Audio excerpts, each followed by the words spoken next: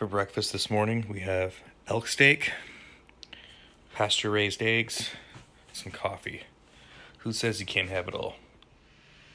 This is just a perfect cut of meat right there. Good morning, everybody. I'm feeling pretty good. I had my elk steak this morning with pasture-raised eggs and some coffee, working on my second cup here. Oh, yeah. It's a good day. It's going to be a really good day here on the homestead. We have a lot of roosters we want to put in the freezer, which is great. As you guys know, our incubators have been going nonstop. And for those of you that don't know, I like to get an early start. That's why we started so early. Right before spring, we started incubating and hatching out chicks and ducks and stuff like that, because ultimately I want to have everything grown out and harvested before the end of summer.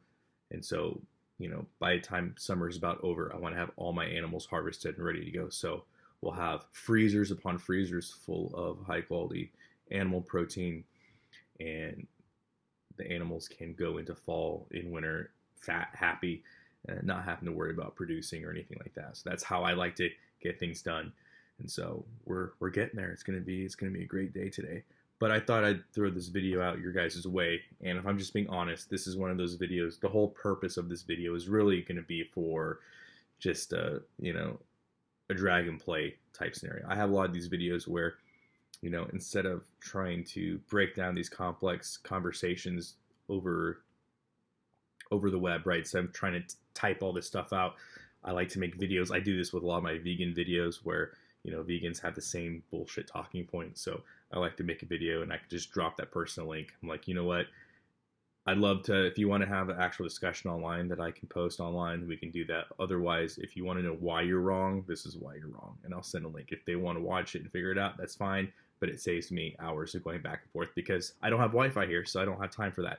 So that's exactly what this video, I'm planning with this video. So just full disclosure, in the future, if you see this video because it was sent to you in the link, that's probably because I didn't have time to argue the semantics of everything. And so welcome, and I hope you enjoy. And if you think I got something wrong or I'm totally wrong, leave me a comment in the comment section below. Eventually I'll get to it when I have access to the internet. But what's we're going to talk about? We're going to talk about social media, we're going to talk about big tech, we're going to talk about Wi-Fi, we're going to talk about all this stuff. And I think it's important because, if you go on a lot of these influencers channels, they constantly want to talk about YouTube or just social media censorship, right? They want to talk about the censorship of their channels and how they can't say things like China, bullet, COVID-19, gun, firearm, Glock, whatever. I'm trying to say any of the words that are supposedly going to get me banned and kicked off social media, because wouldn't that just be the worst? Wouldn't that be the worst if they just canceled me on all social media? Okay. And, it's one of those things where I welcome it because there's nothing to cancel. I have YouTube, I guess, and I guess that can be considered a social media platform. We'll talk about that in the future. But the real gist of this conversation is I'm under no illusion the significance that social media and big tech play in our everyday lives, okay? Especially when it comes to people that call themselves preppers. Telling a prepper to understand the consequences of social media, right? Telling them to curb social media, telling them to get off social media just in general is not realistic, right? I akin it to this. Telling a prepper to curb their social media is like telling a homeless person not to abuse drugs and alcohol, right? I'm not telling them to stop.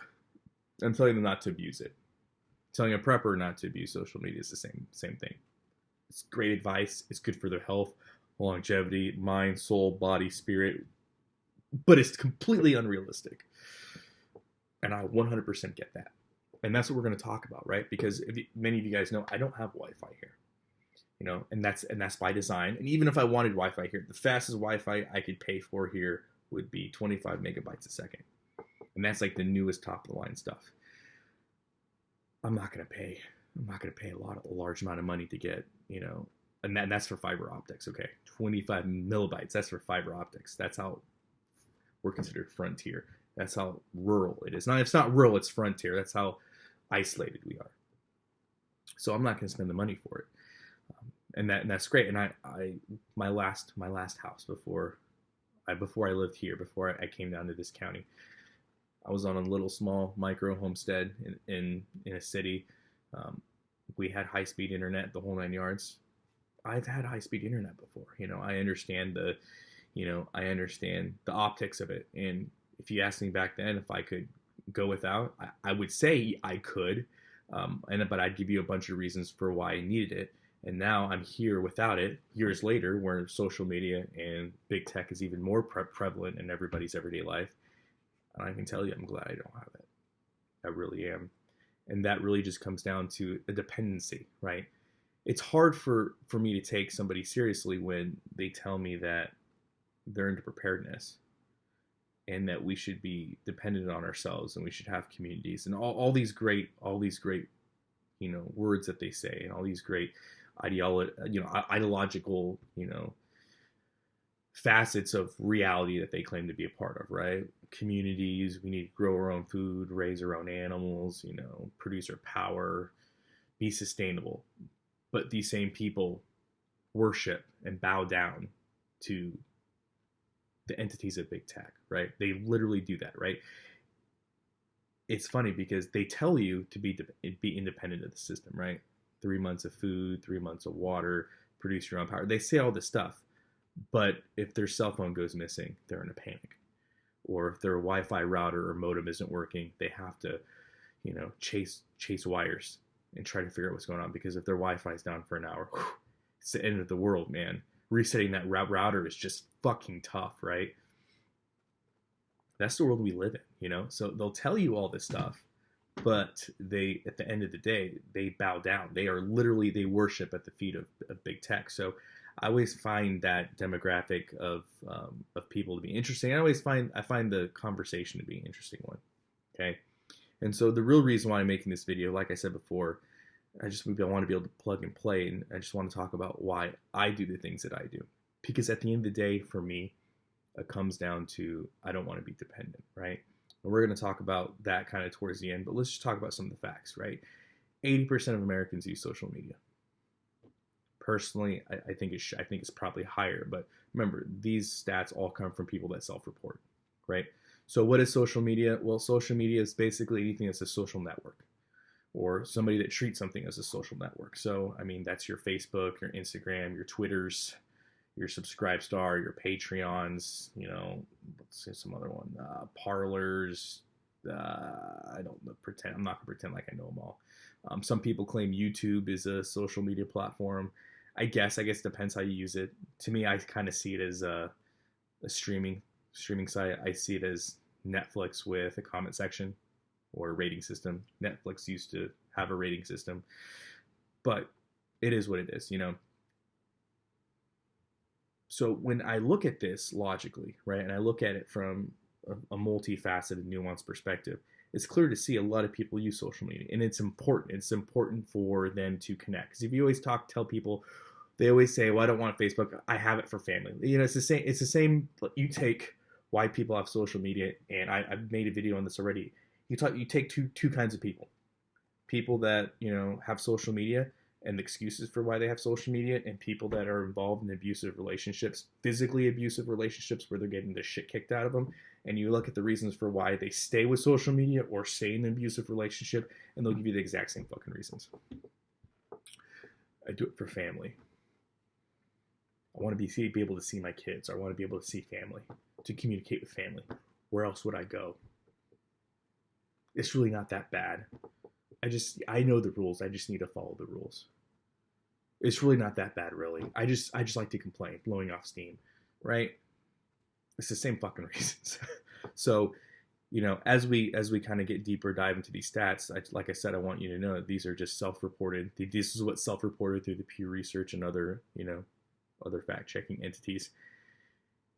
And the reality is, as you're gonna see, it has a huge impact. Social media has a huge impact in the lives of everyday people. Next thing, Pew Research reports that 60% of adults get their news from social media. Now, if you're in the preparedness sphere, that's way higher. Just look at all the intel. Look at all the prepper influencers that have intel reports, that put out news articles, that talk about, you know, news from their kind of niche rich environment. Let me give you a few examples, right? You have preppers that do intel reports, whatever the fuck that is. They're out there. So intel reports. I'm using all these words very loosely because, you know, for those of us who actually know what intel reports are, right? So you have intel reports. You have people like Monkeyworks, Prepper 101. I guess you can include Angry Prepper. No, I don't think Angry Prepper does it as much. He does more of a vlogging thing. But you have people like Magic Prepper, Alaska Prepper, right? They take new Prepper now. They take news articles and then they put their own spin on it, right?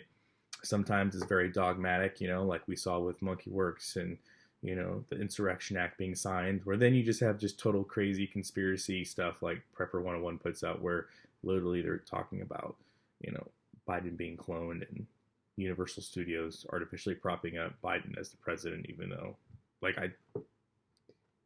your guess is as fucking good as mine.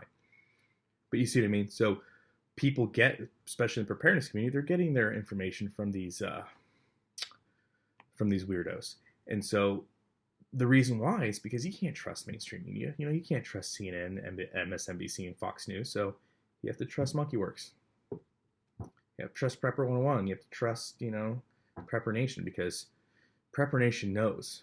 He knows that the Chinese and the Canadians are in cahoots with Antifa in the Pacific Northwest. Want to know how I know? Just ask him, right? So we know that in the preparedness community especially, most people get their entertainment, their news, and their desire to vicariously live through people through their favorite influencers. It's just a fact. Pew Research also has found that 9 in 10, so approximately 99% of Americans, recognize that social media companies have some control, at least some control, over the news that people see each day, and they see that as problematic. That seems fairly accurate. I truly believe 90% of people feel that way. The average person spends 2 hours a day using social media, and avid habitual users of social media can spend up to 9 hours every day on social media. That doesn't surprise me. I think the 2-hour number is a little low, but I mean, realistically, it makes sense, right? And we're just talking about social media. This isn't talking, and it made it very clear, it's not talking about, you know, video games, streaming entities like Netflix. It's not talking about all the homework and bills and all the other stuff you claim that you do with your Wi-Fi, right? It's not talking about that. It's just talking about social media in general. And like I said, all the links and sources for what I'm telling you is going to be found. You can be able to find it in the description box below. I encourage you guys to take a look at that. Take a look at it and see how it's applicable to you. According to medical research, you know, social media has been found to be more addictive than cigarettes and alcohol, which makes sense. I mean, people, would you get excited more about being able to drink a beer, or the fact that your phone keeps getting blown up because people are liking your photo that you just put, or saying nice things to you on the comment section and social media platform, or this or that? I mean, it's been proven that the dopamine levels are, you know, people's dopamine levels rise at a very high rate, similar to what you would find if you were abusing some kind of narcotic. So, I mean, we do know that there is an addiction facet to it. I mean, don't believe me? Hide somebody's cell phone and see how long it is before they flip the fuck out. Now, this is one that I found interesting, right?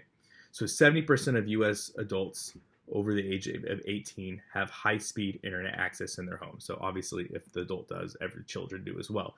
So 70% of Americans have high-speed access at their home. 10% of those go without high-speed broadband in favor of high-speed LG LTE, whether that's on their smartphone, tablet, or hotspot. And then 20% don't utilize high-speed internet access at their home. So it's not saying 20% of the population is going without internet access. It's saying they're going without high-speed internet access. So technically, since I have no high-speed internet access here, I guess I'd be part of that 20%, but it's convoluted. And I found that to be kind of interesting, that if I have not found any stats on people that just don't have high-speed internet. For example, my neighbor has internet. He has the fiber optic. So I think he's at, 15, 20 megabytes per second. Hopefully it's at 25 by now, but technically that's not considered high-speed internet. So demographically, even though he has access to internet, we are on the same geographic plane as far as the data goes. Isn't that crazy? So I don't even know how many people go. I can't find any stats on how many people just don't have Wi-Fi access at their home at all. Very interesting. Found that to be very interesting. Right, now let's talk about some personal shit real quick. Divided attention. So according to numerous studies, it found after looking at over 143 married couples that 70% reported that their mobile phones frequently interfere with their relationship. No shit. You want to know? Go to a fucking mall or go to any place where there's people and look at couples and see how they're on their fucking phones and not paying attention to themselves or their families. Yeah, I'm surprised. And the only reason why that's 70%, let's just be real. The only reason why that's 70% is because the other 30% don't want to be honest on the study. Obviously, I'm being a little hyperbolic, but I mean, it goes without saying. I think that 70% is a low number, but that's just what people are willing to self-report. That's pretty high. I mean, that if that doesn't go to show you the importance that technology plays in everyday life, you know, if you just think about this number would be totally inapplicable in the early 90s before we had access to smartphones in everybody's pocket that was able to do what they do. These numbers are completely brand new to this generation of people. Now let's go down. This is going to be another very interesting one. So broken down by age, right? Men between the ages of 18 and 30, 80% of them view pornography, watch pornography regularly, or habitual users of pornography. 67% of men between the ages of 31 and 39 are habitual users of pornography. And then 49%, so about 50% of men between the ages of 50 and 68 are habitual users of pornography. And then for women, we're seeing between the different age brackets anywhere between 40 and 60%. So if we're just taking the lowest number possible on all ends, half of adults habitually look at pornography. Now, why is this interesting?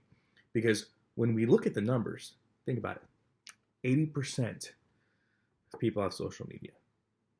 80% of men between ages of, these are self-reported, right? Between 18 and 30 view pornography. If you look at the prepper community, we know, I mean, at a minimum, at least 60% of all Americans get their news from social media, right? So what we're showing is when you have access to social media, you use social media. And of those that use social media, you can find demographically, they have divided attention issues. They habitually use pornography, watch pornography. They are habitually getting their news from social media and other platforms. It's a crutch. It's dependency. And I'm being quite frank with you.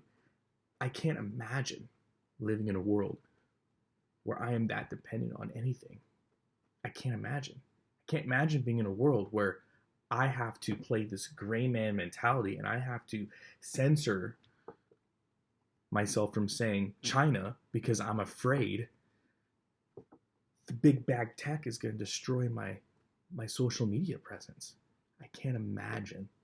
And I feel bad because you have these preppers that, you know, all they want to do is get up and every single video talk about how the algorithm is out to get them, how, you know, they're being shadow banned and how they can't say certain words because they're afraid that they're going to get banned. And they do this for you as the viewer. Like literally it's the first 2 minutes of their soapbox about how horrible and how hard they have it on social media. And then they want to go and they want to, you know, proselytize about the importance of independence and sustainability and preparedness. You can see how I look at that, and I get a lot of mixed signals there, right? It's like you have people there. I can't show my face because I don't want to get my online media presence destroyed. I do it for my safety, but I can't say the things I want to say. So I'm gonna say big Asian nation and freedom seats and this and that. It's like, come on, dude, who are you fooling, man? You know, and I've gotten called out for this, and I think the big driver of this is just. So people's social media life is such a part of who they are as people that there are for them it's a real repercussion to take away their social media presence. And that's just because they truly, this is who they are. Their online presence is truly who they are. It's truly how they express themselves. It's truly their everyday social forum, right? And it's really sad because, like I said, I made a video where I called out some people for lies, right? I told Prepper Now, we talked about helicopters and military aircraft, and me being in a military aviation for my entire military career. There was some bad info that was put out, but it's okay. He told me he got his info from Monkey Work, so he trusts. I mean, it's an accredited source, as we all know now, right? I think that Prepper Nation's idea and viewpoint that the Chinese and Canadians are in cahoots with Antifa Pacific Northwest, I think that goes without saying. I think there's some bad gouge there. When Monkey Works was when they were all pushing this Insurrection Act nonsense, when we clearly knew that wasn't going to happen, there was just some things that I was calling out that we were able to factually prove. I remember that because I called out those lies, because that's what they were. They were lies. When I called out those lies in a video, open forum, I got called out. And that's fine. That's great. Nobody called me out from me being wrong. Nobody's ever claimed that the information I put out was not factually true. I'm still waiting for those citations. But it wasn't that what I was saying was lying or was not true. It was the fact they didn't like that their feelings were hurt, right?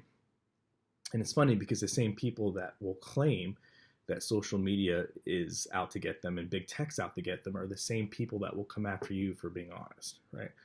And they'll want you censored, right? And the funniest thing is I actually had content moderators, I think they're called, people that help moderate these channels.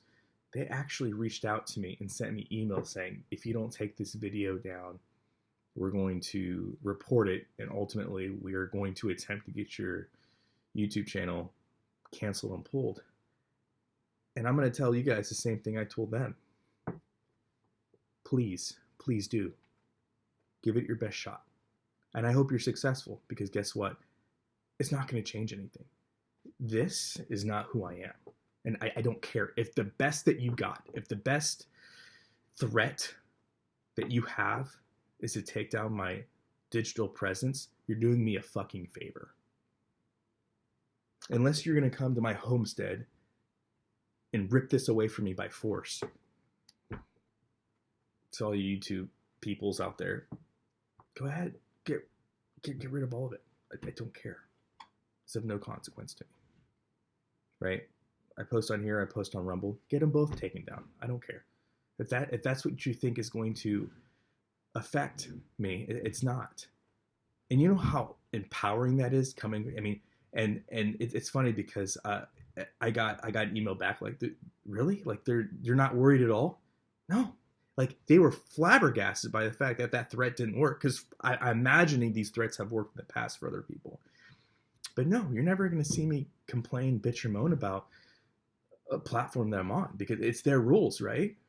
Their house, their rules. Like, you're never going to see me bitch and moan or complain about that. And I can say that because I'm talking from a place of privilege. You take down my channel, I won't know for a couple days anyway.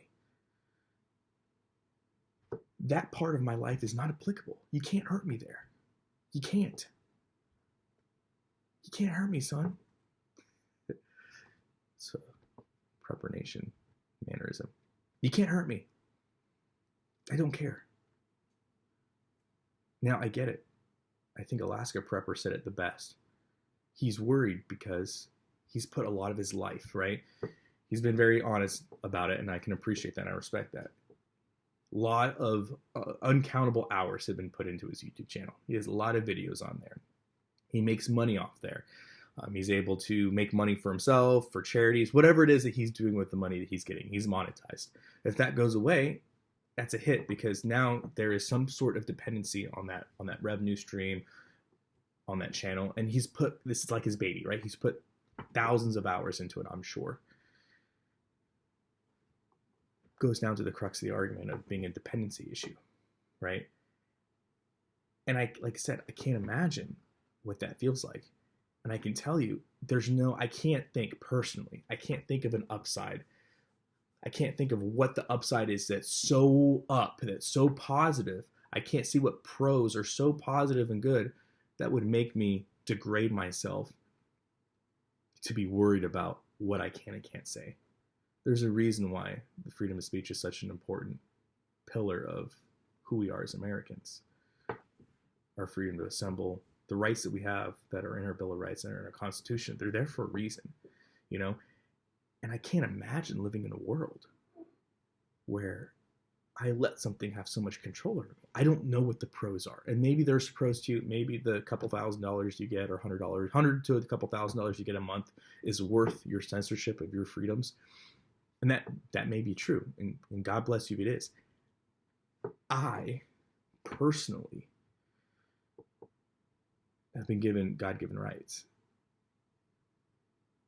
And if God gave them to me, it's probably because they're a fucking big deal. And no amount of money can change that, because when I'm gone, I'm gone. You know what I mean? And there's worse things than being gone. So, like I said, I don't know what to tell you guys. I understand that we live in a new world, and this new world is going to carry on, and they are going to continue to get pushed down the digital sphere. And big tech has left me behind, and I just want everybody to know, don't wait up for me, because I'm not catching up. Is what it is, guys. Like I said, it's an amazing feeling to be able to sit here and tell you, no matter what happens to this channel, no fear. No fear. Can't hurt me. No fear. And I'm going to say China. And I'm going to say bullet. I'm going to say firearm. I'm going to say COVID-19, pandemic, virus. I'm going to say it all. And if the worst to come is, hey, you can't say those words on this platform, we're deleting you. Thanks. Doing me a favor. Because I do live in the real world and I do real things. But I get it. That reality is narrowing between the digital reality and the real reality at this point is intermeshed together. And I feel bad for y'all. I do.